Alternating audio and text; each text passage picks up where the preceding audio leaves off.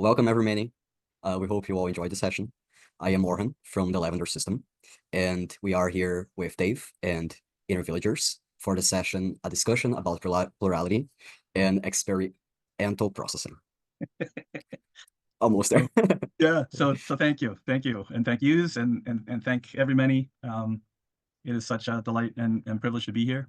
Um, and a little bit of a I don't know if miracle is quite the right word, but I think both yous and we's are amazed that we're here, Lavender, doing this presentation, given that that we decided to collaborate when we discovered that both of us had an intention and a wish, a desire, motivation to participate as presenters, and both of us were having some struggles that felt overwhelming whenever we thought about a 90-minute recording. So we had already started getting to know each other, and you suggested that we do one together, and it was such an amazing experience for me because it was such a clear shift from individual experience to collective experience, and the energy in the collective was just such a contrast to the energy as an individual. And I don't know if that matches your experience. Judging by your smile, it resonates with you. This. I think it's a good point for us to get to our first topic of the session, Yeah. which is how we have used TPA to heal over time. I think before we share our answer, I think it's Mm, important for us to explain maybe why this is our first topic of the presentation. mm, mm, When we are addressing processing and healing, community and support are fundamental parts of it. You cannot mm, heal and you cannot process if you do not have the space to do that. And for many plurals and systems out there, it is not possible to find such spaces in person. And even online, we are met with a lot of hostility, not only outside of the plural community, but also within the system and the plural community. mm, Exclusionary movements are unfortunately a big part of digital footprint, and they are mm, everywhere. The plural community is not an exception that way. mm, And mm. so to have this as the first topic of our session is to discuss community and the role of community in healing and processing. Do you want to share your answer first? Sure, sure. So my TPA journey began somewhere over a year ago, um, when I think I came across last year's conference. I had signed up for a variety of kind of trauma healing oriented websites, and I think that one of them um, was letting people know about it. Or I came across the term plurality and kind of looked it up, and then so I found my way, and um, we attended last year's conference, or started to, and got immediately overwhelmed. One of the kind of uh, common or universal characteristics prominent of my inners is a passionate concern to not be categorized, not be put in strictly in any particular category. Um, and so uh, all of the language, in addition to the term plurality around headmates and fronting, and um, was worrisome. Uh, and I kept coming back to it and signed up for a membership in the summer, last summer. And most of my career has been in fundraising of different kinds. And that was that's one of the reasons you have anniversary celebrations when you're in a nonprofit. And I kind of had planned in my day for checking it out again, maybe 20 minutes, maybe half an hour, 4.5 hours between Stronghold's amazing, totally inspiring 90-minute video presentation, and then a chat with TPA folks of various who had various different TPA experiences. And one of the people who was on the chat was one of the people who helped found TPA, and told me the whole story about um, being dismissed, the expertise of being plural being dismissed by the International Association of Trauma and Dissociative Disorders. I think I might have actually gotten that one right.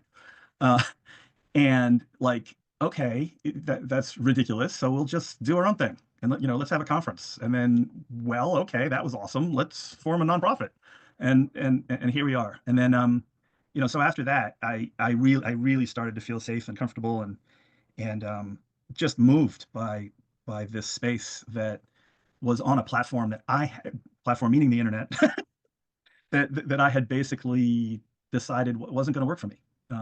So it was after I got triggered, activated by LinkedIn, just about the least triggering kind of whatever. But still, that it just didn't feel right for all of us.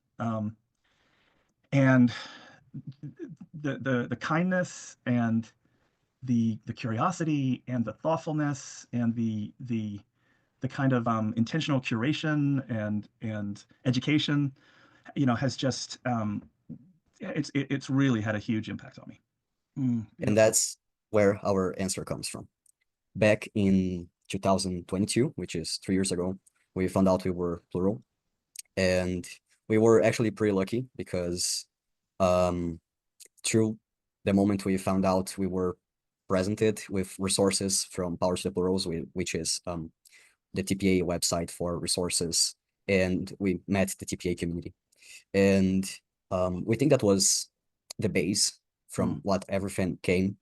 We were in our system who struggle a lot with inner system dynamics and with the role that trauma had in our development and how we treat each other, see each other, and how we perceive our plurality. And for us, maybe, and we have this conviction that if we have met the topic of plurality and systemhood through different through lens that tell us your headmates are a problem, your systemhood is a problem, your plurality is a problem that needs to be fixed, or you cannot have an experience with plurality that is beyond trauma. Maybe if we have met systemhood through those lens, our journey would have been different. And mm, so for us, it's impossible to actually separate our journey from TPA because the openness, the healing, and all the steps that we have taken to better understand, love, and be there for each other were created with that first base and that first mm, um, touch with the subject of plurality that came from this inclusive and diverse and accepting and welcoming resources and community, which, as we said, had a huge impact on us. Um, I guess that's a part of our answer. I think for us too, it has been about connecting with other systems. mm, As a system, it is very difficult to have meaningful connection and friendship in our mm, experience mm, because often singlets are not really welcoming of plurality. Like you might try to bring up the fact, oh, I am a system when you feel safe, because most of the time that's not even like something we mhm. consider doing, right? But Yeah. when we do, we often have these experiences in which people are like, okay, and it's like you send someone a message, they visualized it and never replied back. There's no engagement, no interest, no nothing. So in that sense, it is a space in which we are allowed to be ourselves. Our headmates and our system members have space to be themselves and be validated within their existence, their differences, and within ourselves. It has helped us also build ourselves and understand who we are based on how we interact with other people. Because a huge part of how we interact with the world uh, tells us who we are, and it is part of Mhm, who we are. mhm. And I think that's a good base for us to go to the next topic, which is the discussion about the model. So if Okay. you want to, please go ahead. Awesome. So, I also want to say that, I mean, it's not really survival that's the best term, but to get here, we have had to navigate the most incredible set of technological challenges, uh, Yes, which is, as I think about it, is a fundamental aspect of the TPA community, uh, yes, because that we are global, and so we rely on technology to exist as a community. And one of the things that we discovered as we were meeting all these challenges is that you and I, Lavender, um, are especially well positioned, just given who we are, to help each other be less apologetic about whatever happens to be happening at any given time, and to share in a kind of very specific type of liberation, where I was just scrolling back to try to find our original agenda, and the number of texts was just extraordinary, and the number of times that you and I were reassuring each other and letting the other person off the hook. And of course, here we are on the very last possible day, it's all just kind of come together. So I just wanted to I don't know, say a little something about that, about a group, a quartet of caregivers, three in psychological help and the fourth in somatic help, who have all been incredibly prepared and schooled and curious about helping me meet everybody. And prior to encountering my system, which is very much on the other specified dissociative disorder, OSDD, side to plurality, which started about 2.5 years, it's coming on 3 years actually in September, August, September. One of the crucibles that helped give me the resources to get to that point was writing my memoir. And of course, the part of the memoir that I have reread and revised the most of is the beginning, naturally. And so I had been reading this one phrase over and over and over again, and one day I looked at it again. I was like, wait, hold on a second. There's a whole universe that is implied but not stated. And the phrase was, I cleaved my mind from my body. And cleaved is just a fancy word to say split, cut, sliced. And I read it this time and I was like, well, wait a minute. I didn't actually do that, because you can't. You can't separate your mind from your body. I was like, okay, so what am I describing? Well, I'm describing the feeling, the sensation of dissociation. And then I was like, okay, well, what happens next? Because in all of my readings and psychotherapy and all of these, whatever, all of these explorations, not that I remember, I don't remember coming across anything that really says what happens next. It's kind of like you have experiences, and if they're non-traumatic, then you associate them into your mind, body, spirit. If they're too overwhelming for the neurology that processes our non-traumatic experience, then you dissociate. And so I did what I learned to do from my father and my grandfather, and my mother, to somewhat less extent, all word geeks, all just hyper intellectual word geeks. So the family game was dictionary, put it that way. And I discovered that the troubled relationship I had with the word dissociation was that, like disorder, I was reading the prefix dis, as the most common meaning, which is non or un or opposite of. And I certainly didn't feel good about people seeing me as not being ordered. And I didn't really get the whole dissociation thing. Well, then I learned, oh, and so what I learned was that a quite common but less common meaning of dis apostrophe is differently. And I'm like, oh, so differently abled, differently ordered, differently associated. Well, what is associate? What's that root word about? And it's about to join.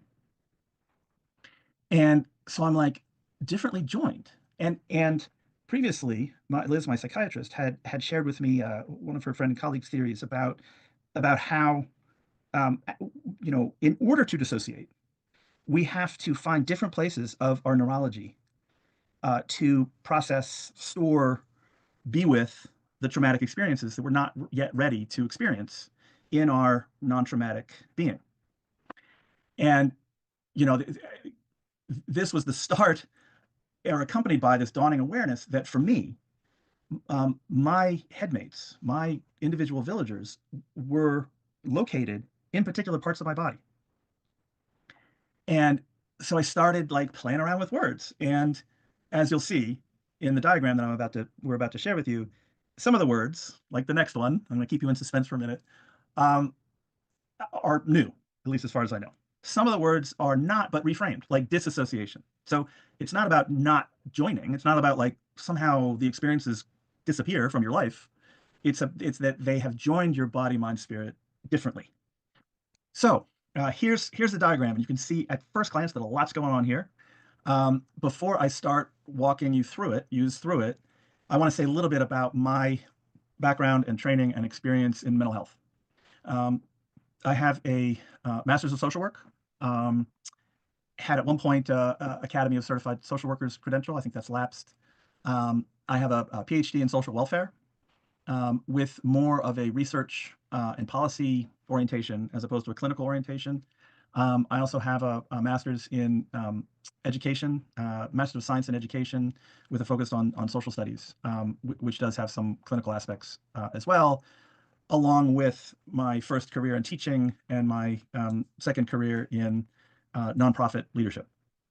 Um, uh, you and I have been talking about the best way for me to share that experience because there's one headmate in particular who whose default position is being insufferably arrogant about about his/our knowledge and expertise and all of that. And so I want to thank Professor Johan for sharing with us our background and for the progress you are making in the moment in respecting everybody's knowledge, which includes our experience as human beings, period, and the expertise we've developed in relation to other human beings, whether they are folks who have never had the benefit of finding psychotherapists who understand plurality, or maybe even have like some basic kindness. And you know that goes back, Lavender, to your beautiful you know, political framework around just how much of a struggle it is for so many people in a way that is just so unjust. And we are back. Before we present this model, we want to do a quick disclaimer. This is not a clinical model. This is a model that Dave and inner villagers have created based on their lived experiences and their processing of trauma and non-traumatic experiences, as well as their professional and academical experiences as social workers. So please, Dave, go ahead. Thank you very much, Lavender. I appreciate that, and I appreciate very much your framing as to where this is coming from, because in no way do either of us and our systems want this to come across as prescriptive, like you need to do X, or proscriptive, you need to think about this in the same way that I've come to think about it, we've come to think about it. So thank you. I also want to kind of add to the maybe there are more caveats than the disclaimers. This is very much coming out of my personal experience with traumagenic plurality. And I especially don't want folks, or I especially want people whose plurality has emerged in different ways, to not get that feeling like, well, what about me? And you know, this is coming out of my own experience, which is on the traumagenic side. And as we mentioned before, I'm interested in everybody's experience of plurality to participate in this conversation. And obviously, I know vastly more about traumagenic plurality, and therefore I'm just curious and open to folks with other kinds of plurality. And what's important to me is how we are walking along paths together. And it is not important to me to be correct, right? For this model to be the right model. That's not important to me. What's important for me is that this model and the thinking behind it, you know, become a part of the TPA and maybe other communities to the extent that it's useful, and helpful and creates goodness and kindness in the world. It reminds me of my psychiatrist Liz's, I'm just going to call her Liz from now on, statements she made to me once where she said, all patterns or theories are false.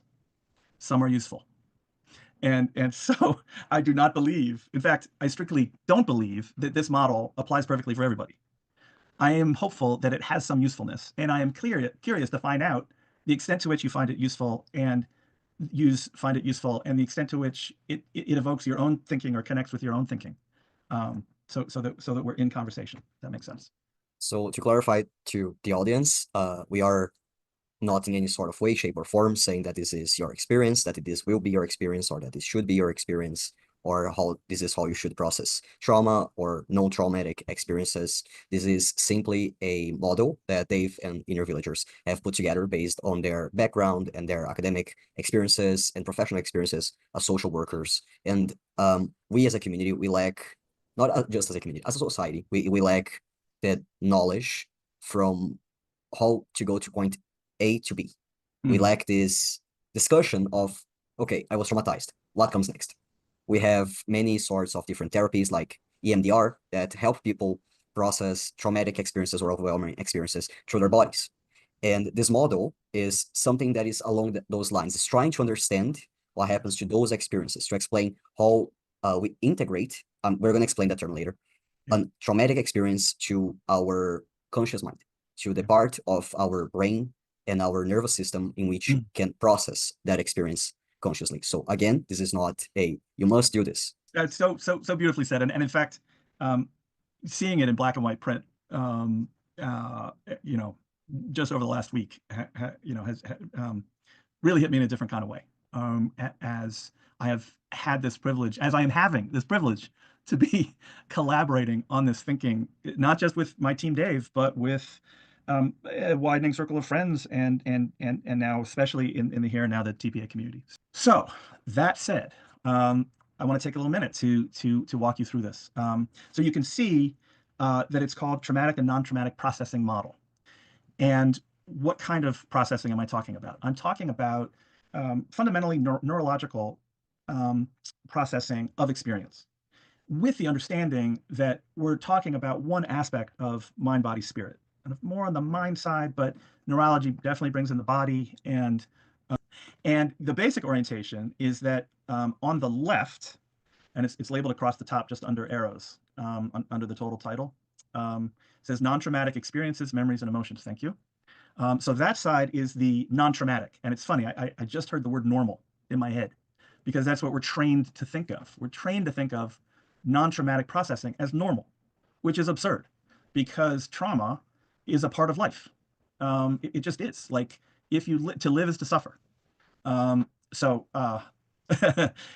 both non-traumatic experience and traumatic experience, which is on the right, are normal. Okay. And tracing that figure eight, that infinity symbol, it brings together both sets of experiences.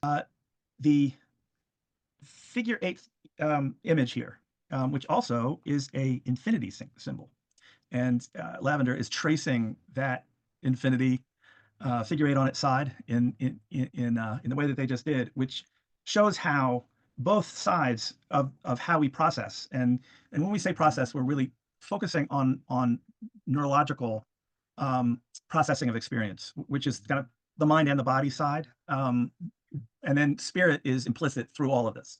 And Lavender and I have had some really lively conversations about how to bring that in as much as we can. So to give you some more kind of specific orientation, underneath the title, you see two long arrows going both ways. And on the left, we see non-traumatic experiences, memories, and emotions.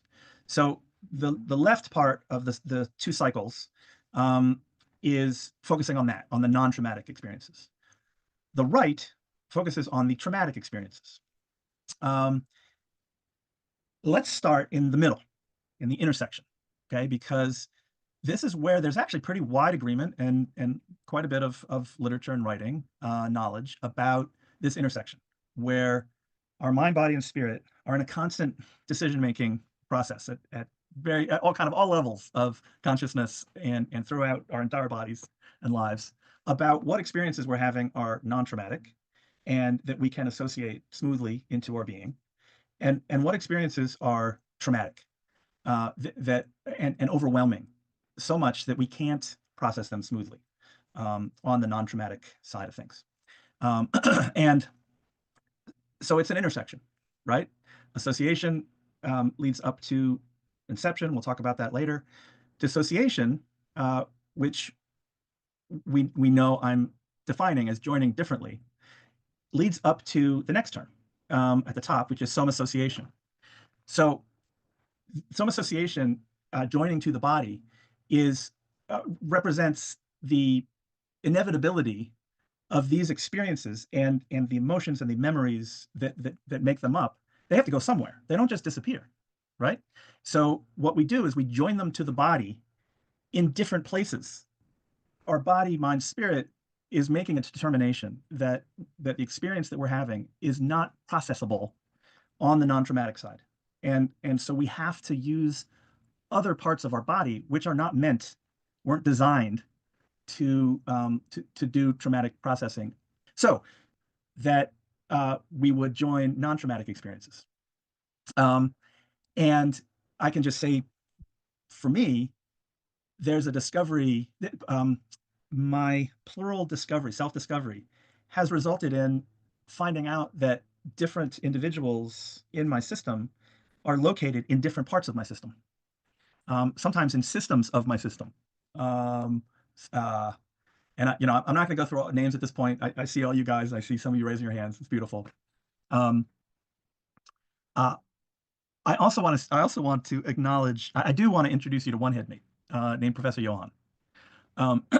Professor Johan is the one who is the most excited about our expertise and our training. And initially, I asked Professor Johan to just like, please take a back seat in this presentation so that he wouldn't show up and do all the things that Lavender said we weren't going to do. Like, yeah, this is exactly how you should think about it because this is the right way to think about it. But we discovered in an earlier take that Professor Johan was the one who could speak to my professional credentials. So we asked Professor Johan to do that part and then sit back down, which is a painful experience for him, but he's doing great. Love you, Professor Johan. So um, let's look at the next stop on the dissociation on the traumatic processing cycle here. And we have these three terms: suppression, repression, and parassociation. I want to say that this whole first part of the cycle, from soma association to these three, is on the self-protective side. It's protective side of dissociation. There is no community that I know of that has a better understanding of just how vital, valuable, essential, powerful dissociation is as a human capacity that allows us to set aside entire experiences, years of what has happened to us, until which time we have the resources to fully integrate those experiences into our lives, which is the way I think of as healing. So I see these as three levels of depth around what we're setting aside for hopefully later non-traumatic processing. And by the way, I see all three of these as types of dissociative amnesia. Suppression is where we forget the emotions, have access to all the events. Repression is where we forget emotions and events, so everything. So this is the one that is often used interchangeably with dissociative amnesia. I see suppression, repression, and then parassociation as all examples of different types of and levels of dissociative amnesia. So the idea here is that when events are severe, complex, take place over long enough time, involving and involve different kind of systems to manage, then we the arrows above and below this set represent that there's this dynamic flow happening between all three of these. Okay, and with enough repetition, we begin to form identities in order to help us give us company and kind of take hits for us and be in charge of managing these chunks of experiences that are just too overwhelming.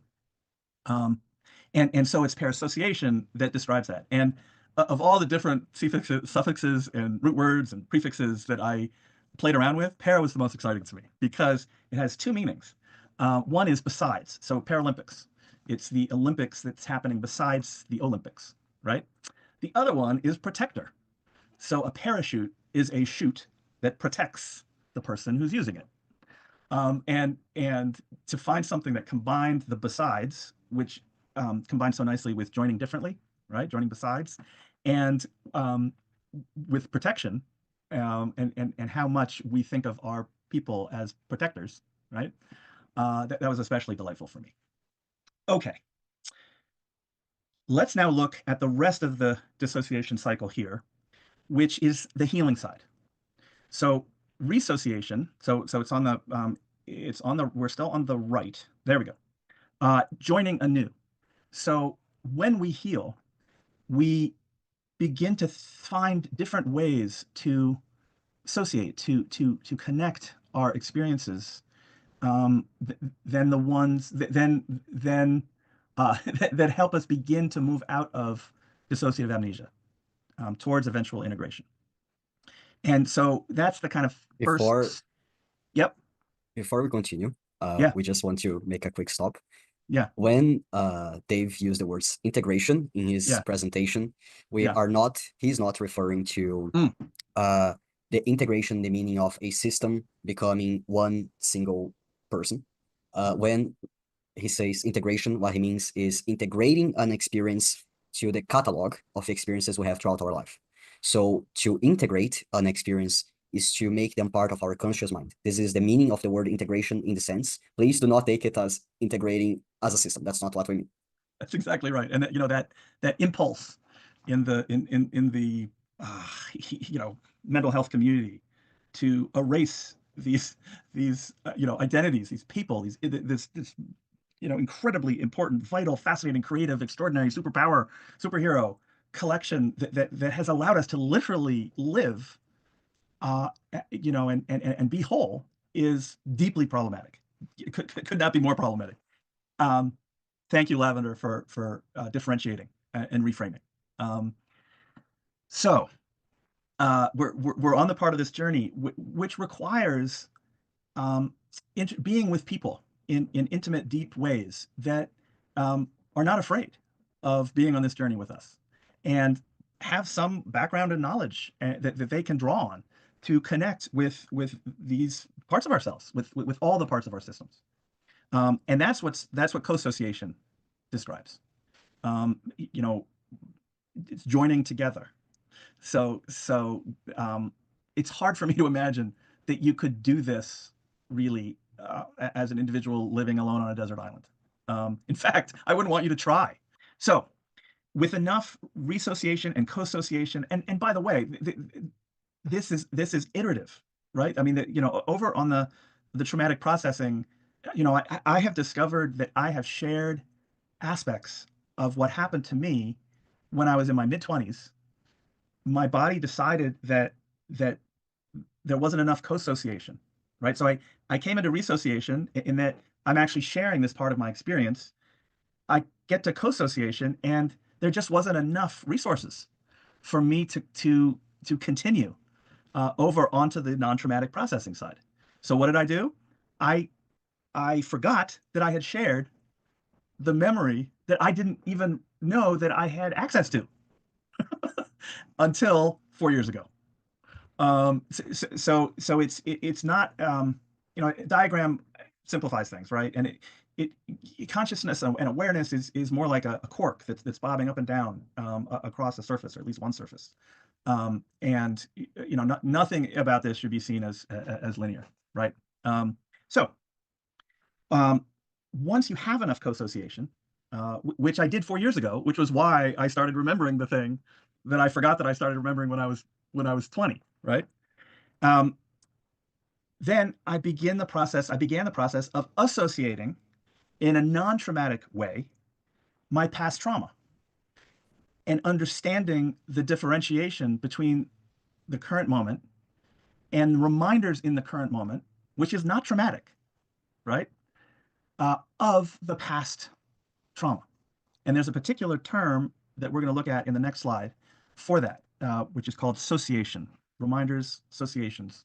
We'll get to that soon. And we could call that first step inception. There might be some other fans of the movie out there. So there's a nested quality, there's a nested meaning to inception, and it means beginning. And so start of nested embodiment is the way that we're defining it in this context. So then we get to another trio over here on the the non-traumatic processing side of things. Also with a dynamic flow between all of them. Proprioception is something that I learned when I was healing an ankle that I repeatedly injured without the knowledge that one of my most powerful and central people became a part of my ankle. Um, and I have to share this other. So that's JD. And one of the first times that I severely injured my right ankle, I heard this incredibly loud voice that said no. And I was thinking at the same time, oh my God, I got to get this healed and checked out. And JD was like, no, because JD knew that I was nowhere near ready to begin meeting him and the rest of my inners. So it's not like I didn't take care of it, but I didn't focus on it. I follow JD's lead, and I'm excited to now be working with a sports medicine doctor and a physical therapist to do that work that JD advised me not to all those years ago. But proprioception is the set of neurological connections in my ankle and up to my brain that allows me to use my ankle for the most part unconsciously.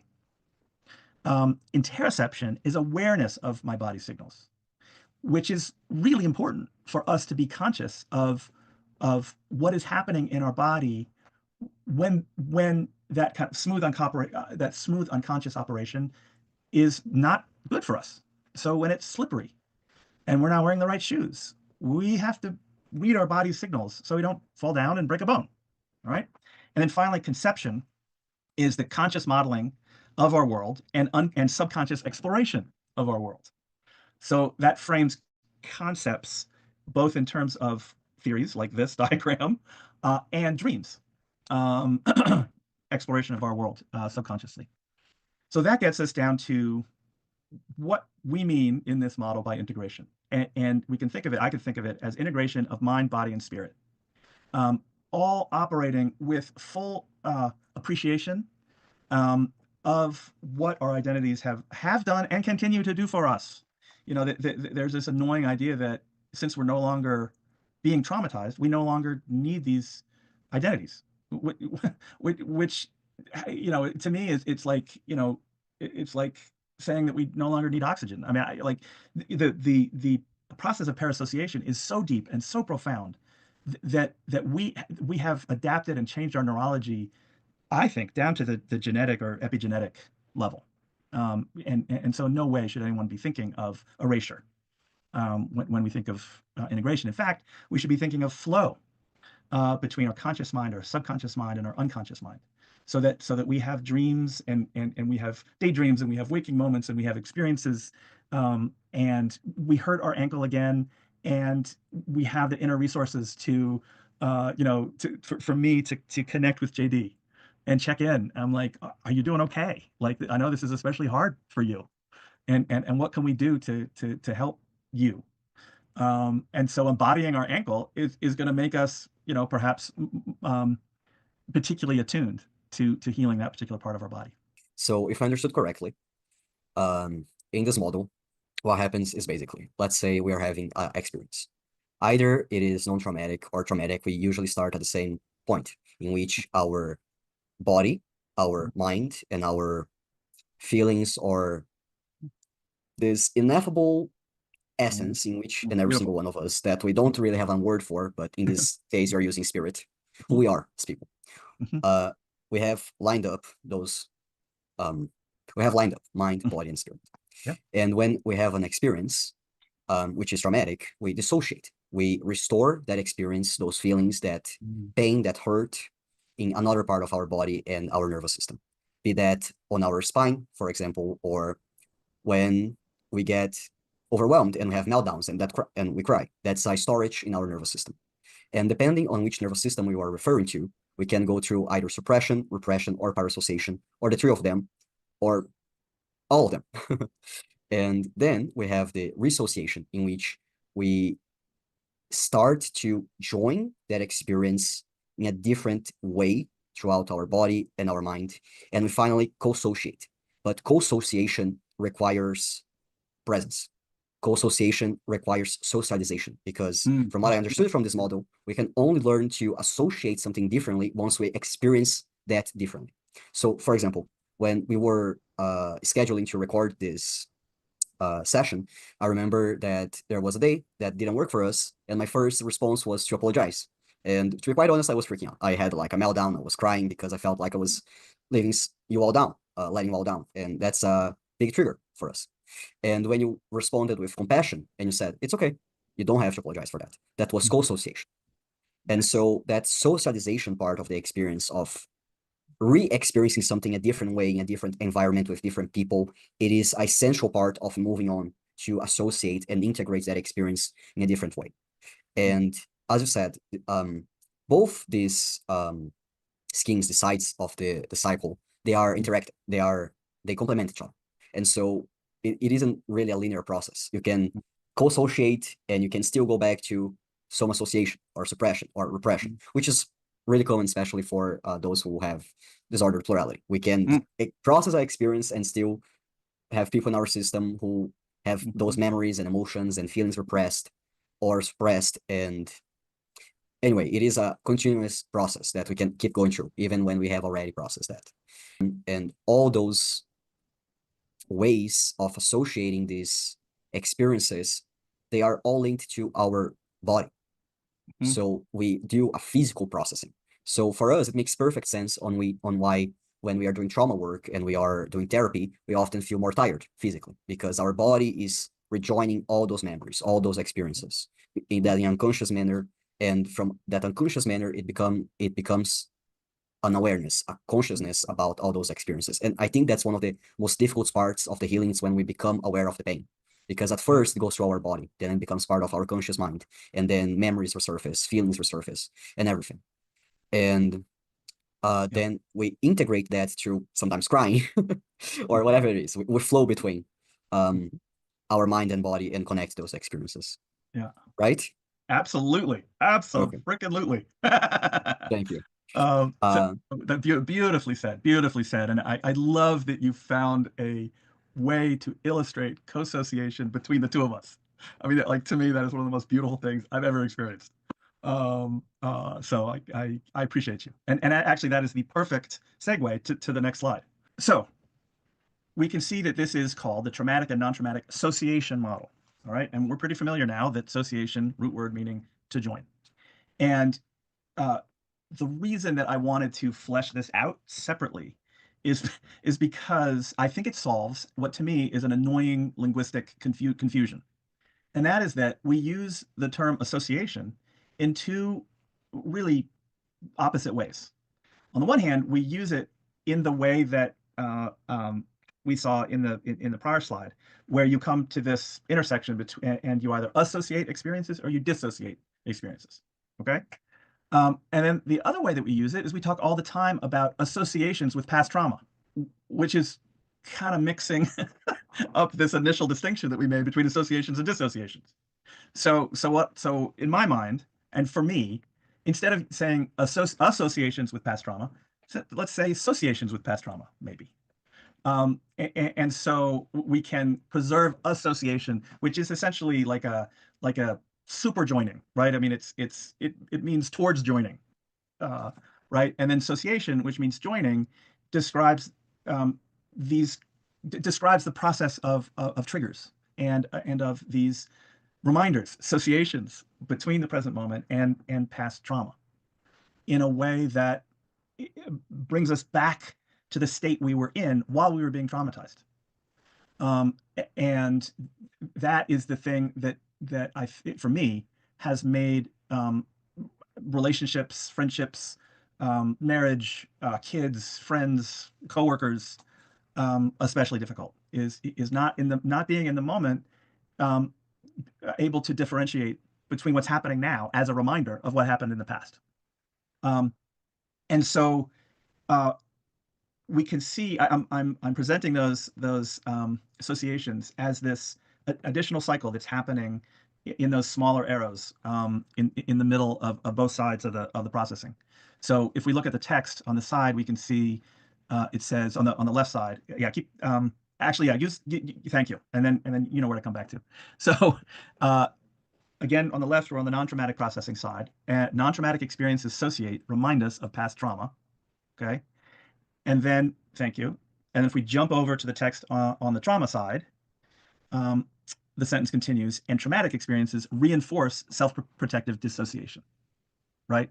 So if you and I didn't have the inner resources and provided each other with resources. And of course, that's what trust is, right? And so much of that trust, for me, came from our mutual relationship with TPA, where we first experienced each other being loving and kind and accepting, not just to the twos of us, but to others, right? Um, and so if we hadn't had that set of inner resources and relational trust, then that moment for use of, oh shit, I've let somebody down, that could have kept you in the trauma side of the processing and actually reinforced. um, Maybe there's one member of your system in particular, or a subsystem, or however you might think about it, that is in charge of blaming yourself for things that are out of your control. I think that's a very common trait for those of us with systems, with plurality. So what I'm trying to represent is when you have misalignment between these systems, and you have this overlap, then it becomes extremely difficult to move memories, emotions, experiences out of the traumatic side into the non-traumatic side, right? That goes back to how you originally traced that figure eight infinity movement. And good, thank you, perfect.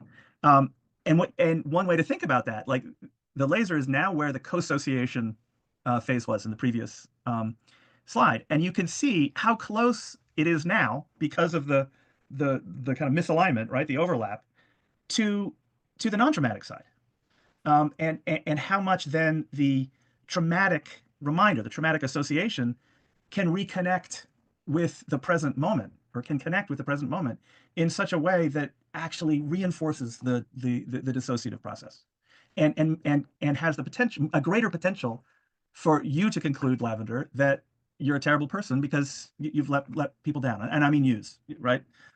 Whether that's your whole system, man, I have heard that chorus before. There's no question. Or a single member of your system, or a little family subgroup, or whatever. Um, that's what I had to say about that. Thank you. This last part resonates a lot with something that we have gone through recently. Not recently, but recently. Um, for the past like 3 years, we have ran away from our house, we have moved away from our family and cut contact with most of them. But we have had someone in our life who we didn't realize for a long time that was re-traumatizing us. And we could not understand why we were not healing. We felt like in many ways we were getting worse, Yes. and we lost all the work that we have done. We could not understand that.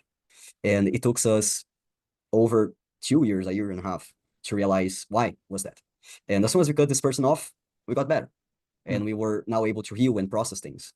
And so I really appreciate this remark that you have done in this second slide, because that is like sensational in the meaning of, we cannot heal when we are being repeatedly re-traumatized. We cannot heal and we cannot process, and we cannot move on into the cycle of processing our own experiences when we are still going through them, when we are still being reminded of it. So context and circumstance and everything like around us is super important from to analyze if we are in the moment to look at things. Just as you said with JD, we were Yeah. not at a moment where you could, Right. and That's right. that's extremely important to recognize, because That's it's right. not every time in our lives in which we are capable of doing trauma work and processing our experiences. Mm-hmm. Oh, that's so beautifully said. Oh, Lavender, really, really, I'm so glad it's being recorded, so I can dip back in.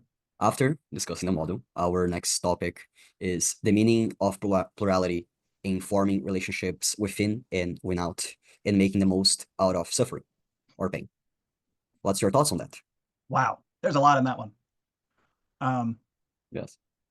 okay, so the thing that reminded me, but I'm so glad that I've done it, and it reminds me of a very early suggestion that I had from a teaching mentor, which was, this is a challenging job. So when you get positive feedback, make a copy of it and put it in a folder that says positive feedback. And if you're really feeling down in the dumps, go to the folder and open it up and read how awesome you are. Uh, so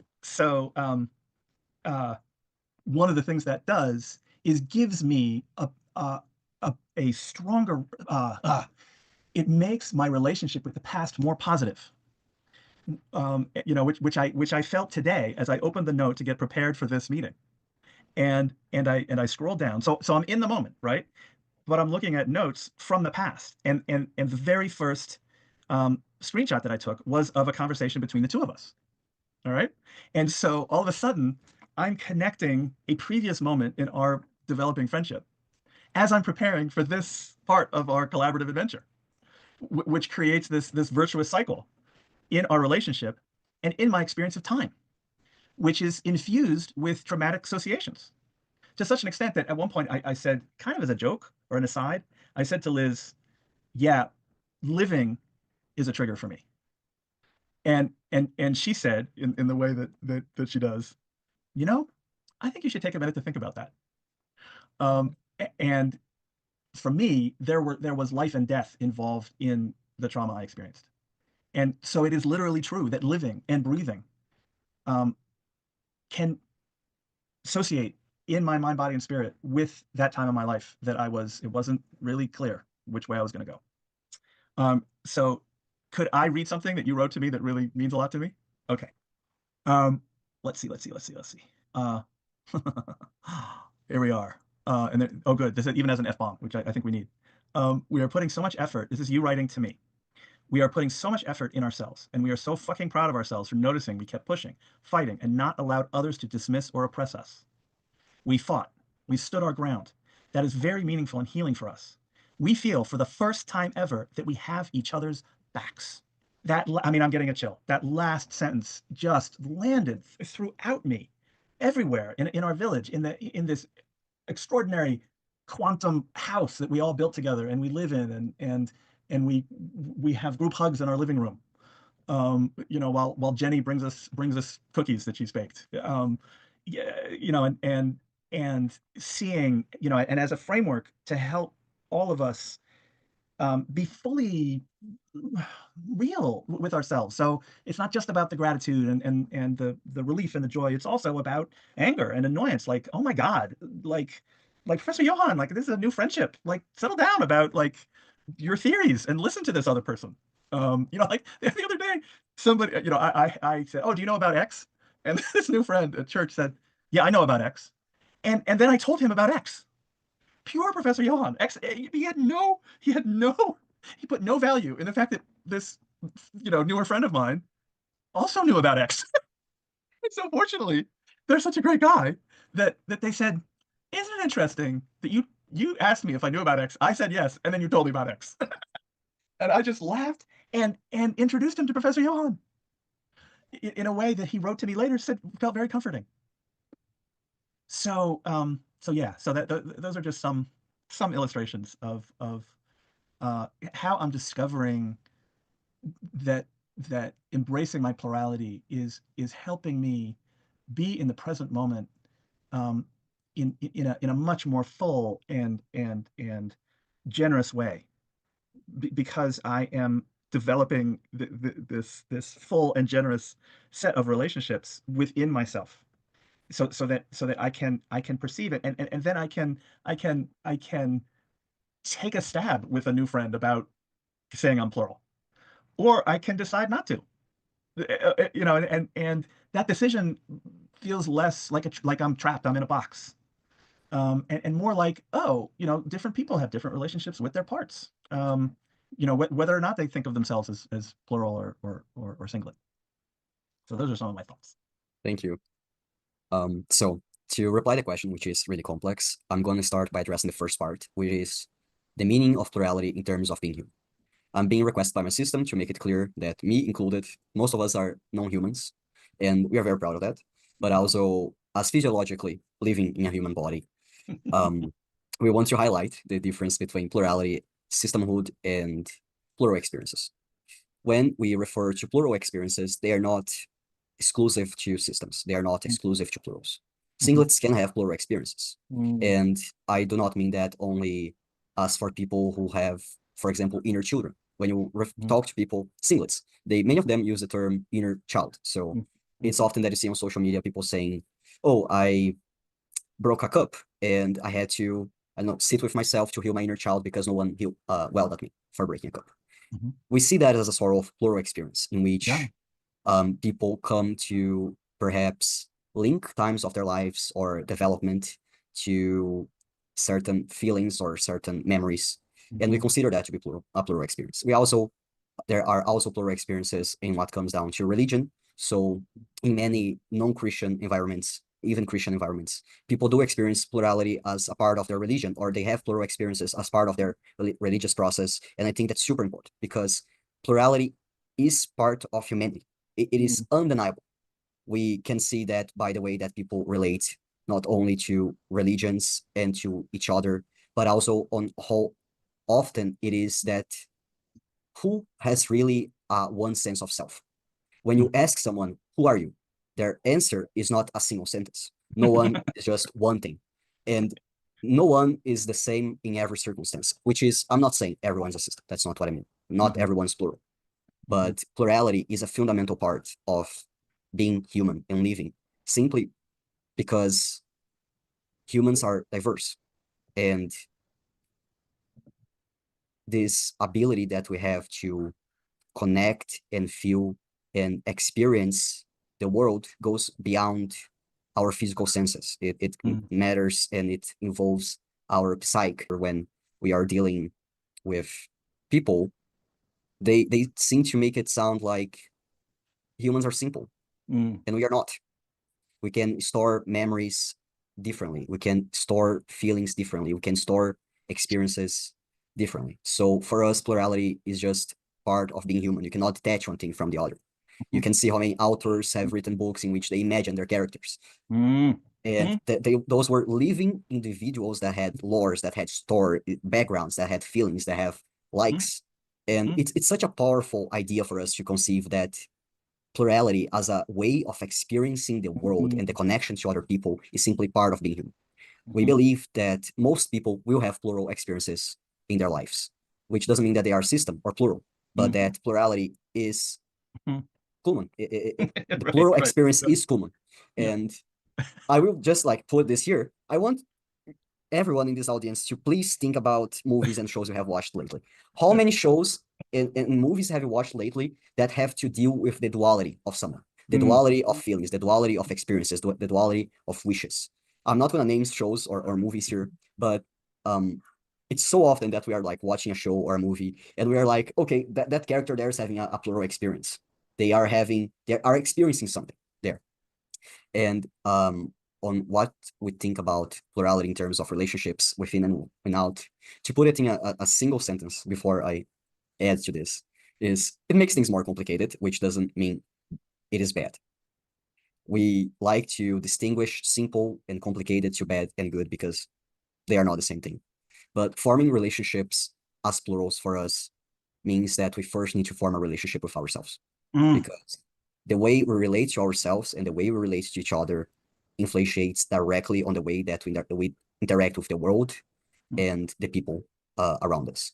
For example, I, Morhan, am someone in my system. I have anger issues, and I don't get along with everyone in my system. What does that mean? That means that in a crisis scenario, I might not be able to respond from a different place of anger. And that affects how my system is able to relate to people and to the relationships we are building. Because if I lose control and I call someone a name or I mistreat them, that's going to directly affect their relationship with my system. And if I'm not in a place in which I can ask my system for help, I also, in that moment, cannot choose to do differently. So my toolbox is limited. And that goes the same for people in my system who might be struggling. If it is someone who I am fond of, I might choose to help. If it's someone who I'm not fond of, I might choose to ignore. And that choice alone can be a re-traumatizing choice. So the way that we choose to interact with each other and to relate to each other internally affects directly how we interact with the external world. And the base of the way we perceive, receive, and interact with the world always starts with us, no matter if we are plural or if we are singlets. The base is within ourselves. If we hate ourselves, we're going to have a hatred relationship with the world, with others. If we love ourselves, we are able to be kind and gentle and offer compassion and healing to others. But beyond just the relationships within ourselves, as plurals, it is challenging to openly relate to the world as plurals. We often have to mask when we are relating and connecting to external people. And that is a deeply hurtful experience, but also an experience that we acknowledge that is necessary for our safety, which means that in a daily basis, not only as plurals, but also as queer people, and with the whole sociological and social position we occupy, plurality limitates how we can experience the world, because we cannot experience the world sometimes authentically. I cannot sometimes let my cis kids have joy in the grocery store when they buy a candy. And that is hurtful because I am having to limitate an experience that an external child could have. An external child could be like, hey, mom, you bought me a candy bar. I'm so happy. My cis kids cannot do that. So it is difficult to navigate these challenges. And also, we think it's very important to explicify here that beyond plurality, the way that we relate and form relationships with the world comes from the demographic we are part of.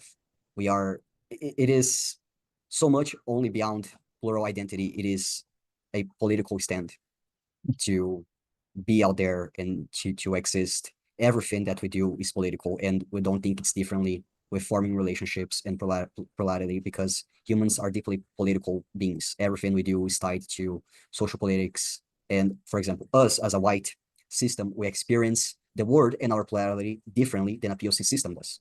While we might be able to openly talk about our plurality, POC systems who live in different contexts might have their pluralities dismissed or even demonized by other people. So where we are in the globe and our experience with plurality can impact so much of what is accessible to us and how we can occupy spaces, interact with the world. And the same goes for headmates. Non-human headmates, for example, our dragons or our dogs, have a completely different relationship with the world as those walking two legs do. Right. So it is such a complex question. There are so many details about this. It's really hard to pinpoint something. Yeah. I just, you're a special group. I have heard that more than once, but in a good way sometimes. Right. Sometimes special is not, a gloriously, wonderfully special group. And I'm very self-consciously trying to be inclusive of your non-human parts, members, system members, inmates, which I absolutely love. And I love that you mentioned one of them as being a dog, because one of the things that you and I connected with right away was how much safety and security and identity I've gotten from my relationship with my dog, and your excitement about being, which has been challenging at times, getting a dog of your own. And I did not appreciate how much more secure I would feel, and how much Augie would teach me about the importance of being fierce, and the importance of giving yourself the freedom to bark, and be ready to bite if necessary. I mean, I see him and I'm just like, all right, and it's not just, oh, he can protect me. It's, oh, I can follow his lead and protect myself, especially if we're doing it together. Oh my gosh. So um so I think our last question is, what is our experience with plurality offer the world? And I have a story that might be a great way to end, but I am open to us coming up with a different way of ending. So the first time that we recorded this, yes, we recorded an entire draft of this that didn't record, which was the thing that you were feeling, you were crying about, and gave me an opportunity to reassure you. So that later when I was crying, I could feel confident to tell you how upset I was about something and give you the opportunity to comfort me. Um, and we that recording session ended because you, as a TPA staff member, had to uh, lead the Zoom session, the Saturday Zoom session, which I didn't even know about. I'm such a TPA newbie, and I'm like, oh, send me the link, I'll join. And we got into this wonderful, just just just incredibly affirmative, deep, loving conversation. Oh, I think that's Augie. Hold on, there he is. There's Augie the Hello. doggy. And there are the kisses. There are the kisses. Mwah! So we get into this incredible conversation about the anxiety that everybody who contributed by saying something. And boy, did I appreciate how many people who were there and were stayed there while not saying something. Like, as somebody who struggles with saying too much, being around people who are willing to say nothing at all is like a really healing thing for me. Really healing. And um, so some of us were sharing this common experience of anxiety that we felt when we first started meeting our inners. And one of the aspects that seemed to be in common was this kind of, I don't know, sometimes terror about like how deep do these structures go in us? Like, and this kind of like bottomlessness. And and I said in a way that felt like I was just saying something that was in the conversation and I just happened to be the one who said it. I was like, yeah, it's like uh, um, we have this privilege of having touched infinity. And one of the systems was like, "Ooh, I really like that." And I was thinking about it later, um, and I thought, okay, I like that so much better for the title of the memoir that I've been writing for a dozen years. So that's now the new title of my memoir, "Touching Infinity," a memoir. And and it took me a minute, but I realized, just a couple days after, that the diagram that I first drew, which was a figure eight that was upright, I was like, oh, I really need to put it on its side because that'll give me, more room to work with. And I'm looking at it, I'm like, oh my God, it's an infinity symbol. And to me, experiencing that kind of synchronicity and that kind of depth and love and affirmation and belief in all parts of ourselves and each other, whew, it just feels so. Talk about a gift. It feels like such a huge gift. I think to reply the question, what does our experience with plurality offer to the world? Um, our plurality and our systemhood are deeply linked to our experiences. Our plurality and systemhood are deeply linked with our queerness and our Mm, divergences mhm, and the places that we have been put through and occupied during the course of our life. And I think it is impossible to answer this question without touching on that because mhm, we are so many and we are mm, so much and we have lived so many different lives in the mm, course of our 22 mhm, years. And for some of us, what they can offer is the reassurance to others that they can choose who they are mm, because we have mm, introjects from people in our system who have caused us a great deal of pain and mhm, damage and abused us and have never those people in our system done anything even remotely similar to others.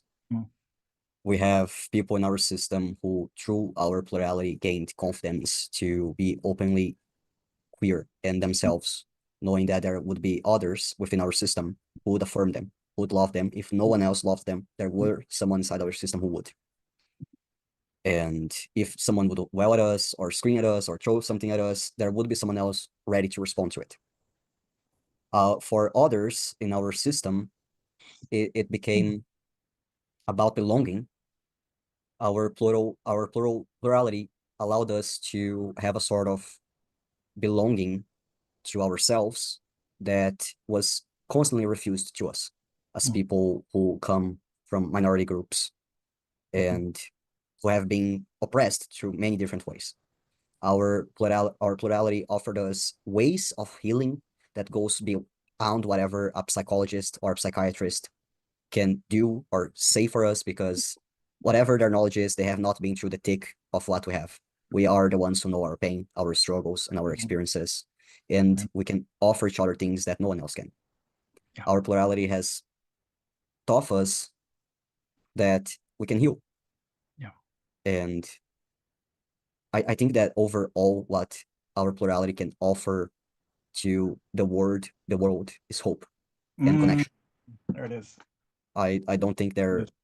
I can think of so many answers to this question, and there are so many people in my system who want to answer different things. I'm feeling that too. But but I think our experience with plurality, and I say this beyond as a system who also has traumagenic headmates, our Mm-hmm. plurality taught us to not limitate ourselves with what others expected, hoped, wanted, or projected over us. Mm-hmm. And we learned to just be ourselves. That's This right. quest as queer and plurals to be our authentic selves is the biggest gift we have ever had, and has been the most healing experience we have gone through.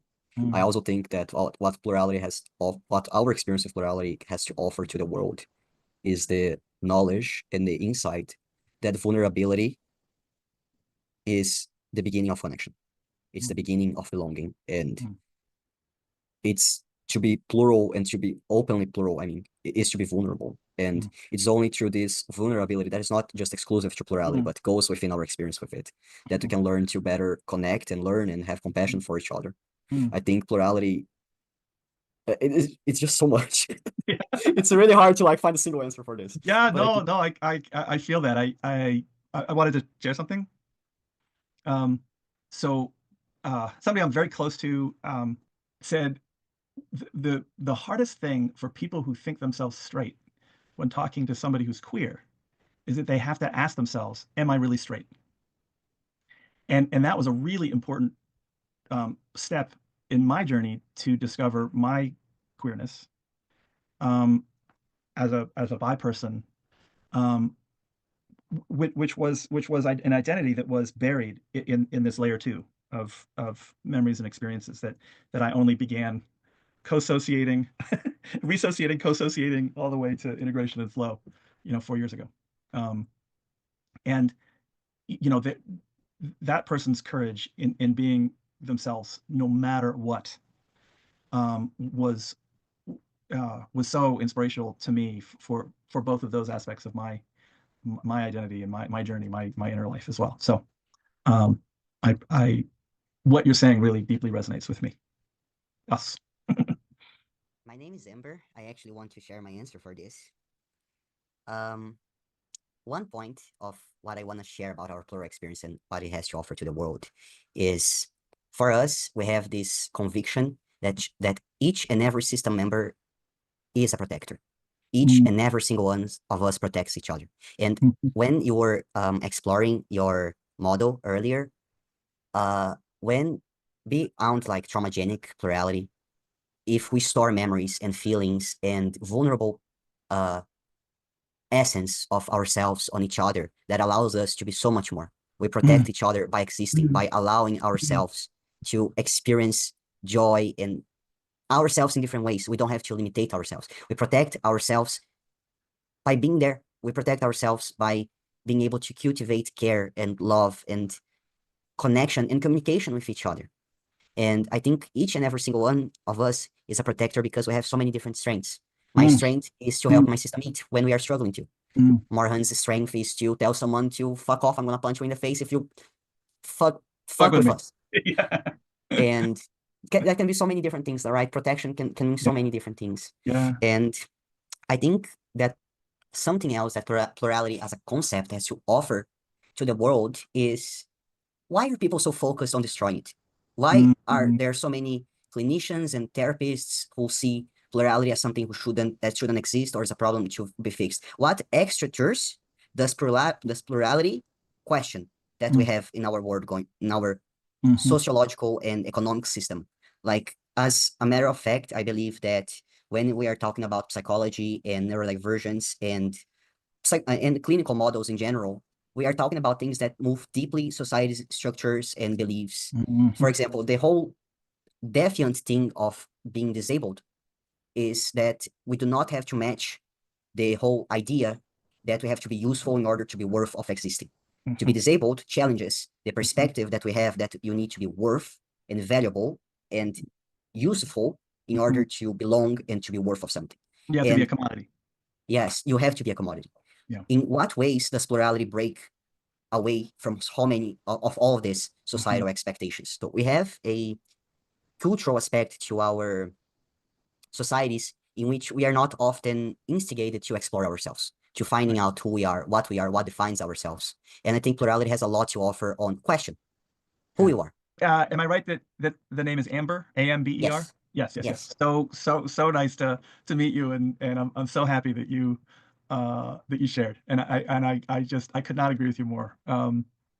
Uh, I have this huge book called Primer on Trauma and Stress Related Disorders that I recently started reading, and there's this section, the first the first sentence in this one section, it's just like 5 sentences, um, essentially accuse people with trauma disorders as having faulty thoughts about the trauma. And by the end of the passage, I'm realizing that the authors are framing the cause of their patients' problems as their belief system, not what caused the traumatic injuries. And it's such a clear example of the corrosive and toxic insularity. We've been talking about this flow like an infinity symbol. Like for this, it's like this little spiral tornado that's getting smaller and smaller and smaller and smaller, because PTSD and stress disorders were the first. Well, PTSD was the first diagnosis let in to the DSM back in the day. I think it was 2 or 3 in 1980, where there was a disease and a symptomatology conceived of as being caused external to an individual. And here in this book, they've figured out a way to blame the individual still, who was injured, and used dissociation to protect themselves and to protect themselves, and then you start focusing on the faulty thinking of the person who's injured, instead of all the systems of oppression and exploitation, which you speak so well to, that created the conditions, systemic conditions for the assaults to begin with. And so then you start wondering, like, where are we netting out, right? Like is the entire field of psychiatry doing more harm than good? And that's a really important question to ask. Really important question to ask. And I'm so grateful to be in conversation with really bright, thoughtful people who are leaning in, settling in, being with all of our gloriously complex, complicated selves, to Yes. just be like, here we are. We're not going anywhere. You're gonna have to deal with it. Yes. So So wonderful. much would be learned and thought and explored and developed if plurality could be seen and studied as a neurotype. So much could Yes. be understood about the human psyche if there was Beautiful. less bias in the clinical setting to Mhm. study, view, and validate plurality as a way in which the human mind operates. That could be, I think that could be so groundbreaking. Like Well, we have pushed and have found a way mhm. physiologically to to survive something that can alter our DNA in a physiological level. And that is not talked about enough. That's meaning like when I'm referring to traumagenic plurality. But beyond that, why can't we look what makes it so people, for example, are born autistic? They are born plural for those Yeah, who are endogenic. The yeah. human psyche has so much diversity. And I think it's such a shame that the professionals who study and are allowed to do the talking for us do not Yes, validate that yes. enough. And that's what makes what we're doing. And when I'm saying we're, I am talking about the entire TPA community, and including people who just are learning about us. I Um, think what you did, your model is already such a huge step. Uh, Intra-community sources, intra-community thinking, intra-community studying, yes, yes, is we as plurals have to do our research. We have to that's right. come up with our theories. We have to come up with our models because That's our right. lived experience is not going to be heard. We are welling. TPA is literally welling 24/7. Please validate us. And they're not. So No, we as a community have to come up with our resources, our amen to theories, that. our knowledge, everything. Amen to So that. we need intra-community thinkers that try to rethink how we as humans process trauma and emotions and everything, because we have a sort of lived experience that is lacking That's in right. the professional and academic That's world right. that is just enraging, concerning. Sure, absolutely. And it is so clear to me. It is so clear to me that how important it is for those, for those, for example, those authors that blamed um, their patients for their symptoms. It feels so clear to me how important the inferiority of their patients are to these psychiatrists who have this deep who are they're one of their solutions to their feelings of insecurity and vulnerability is to cultivate this belief that they are superior to their patients. And so much of the medicalization of being serves that function. And I mean, it's a hell of a business plan, right? Because the whole thing is convincing one small group of people who get through all the credentials to be the superiors. Someone, philosopher kings. Someone was saying I remember saying something that was very, it's very Socratic or Aristotle. I think Aristotle. Anyway, it's an ancient patriarchal enterprise, right? To sustain power by convincing yourself that the vulnerable people who you are helping are inferior to you, and and not just need help, but need your help because you have access to the actual objective reality. And collective experience, like plural systems, be damned, whether you actually exist or not, right? I mean, like, that's a whole other that's a whole other thing. I could sit here and talk about systematic oppression for hours. Yeah. It's really complicated. Like with therapists and clinicians and psychiatrists, they hold a power to legally be able to tell someone to say, to Mm-hmm. represent to your Mm-hmm. government if you're reliable or not. And Mm-hmm. that is such a huge violence. That Wow. not only that, but they have Yeah. the power and they are in a position in which they can question your reality, question your experience, question your trauma. That's so violent. Mm. It's really beyond me. You have such a great mind for seeing that. So I really appreciate all that I'm learning from you, Lavender. Truly. I also think that the whole I'm better than my patient, Yeah. I choose to look at it from a different lens than you do. For Mm-hmm. me, it actually comes from if I believe I'm superior, I Mm-hmm. can prove to my patients that I am superior. And so Mm-hmm. if I tell them I know better than you, Mm-hmm. I can tell you what your reality is. Mm-hmm. That's right. You cannot uh, explain or put me or tell me what your reality is because I know what it is. That's It right. I already also, know.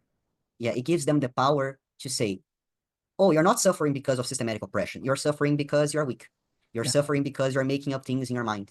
Yeah. So you give the tool to someone to dismiss and erase all the oppression and hurt, and it makes it so that people cannot look at the systems in place that are causing all of this. That's right. It's such a, I don't think things are like this out of purpose. I think they are Right. actually Yep. working exactly as they are intended to. As planned. Amen. Yeah.